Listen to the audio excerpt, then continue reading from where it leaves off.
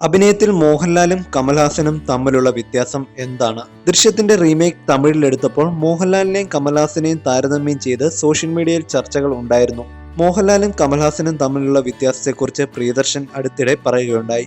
എന്നാൽ അത് അദ്ദേഹത്തിന്റെ വാക്കുകളായിരുന്നില്ല. പ്രിയദർശൻ മോഹൻലാൽ കൂട്ടുകെട്ടിന്റെ ചിത്രം എന്ന മെഗാ ഹിറ്റ് സിനിമ കണ്ട ശേഷം തമിഴ് സിനിമയിലെ മുടിച്ചൂടാ മന്നൻ ബാലചന്ദർ പ്രിയദർശനോട് പറഞ്ഞ കാര്യങ്ങളായിരുന്നു അത്. ബാലചന്ദറിന്റെ വാക്കുകൾ ഇങ്ങനെ: പ്രിയൻ, നിങ്ങൾക്കറിയാമോ കമൽഹാസനും മോഹൻലാലും അഭിനയിക്കുന്നതിലുള്ള വ്യത്യാസം? ശ്രദ്ധിച്ചിട്ടില്ല എന്ന് പ്രിയദർശന്റെ മറുപടി. അപ്പോൾ ബാലചന്ദ്രന്റെ മറുപടി ഇപ്രകാരമായിരുന്നു: കമൽ അഭിനയിക്കുമ്പോൾ അയാൾ ക്യാമറയ്ക്ക് മുന്നിൽ നിന്നാണ് അഭിനയിക്കുന്നതെന്ന ബോധ്യം അദ്ദേഹത്തിന്റെ മുഖത്ത് തന്നെ ഉണ്ടാകും. എന്നാൽ ലാലിന്റെ കാര്യത്തിൽ ക്യാമറ എവിടെയോ ഒളിപ്പിച്ചു വെച്ച് ഷൂട്ട് ചെയ്യുന്നത് മാതിരിയാണ് തോന്നുക.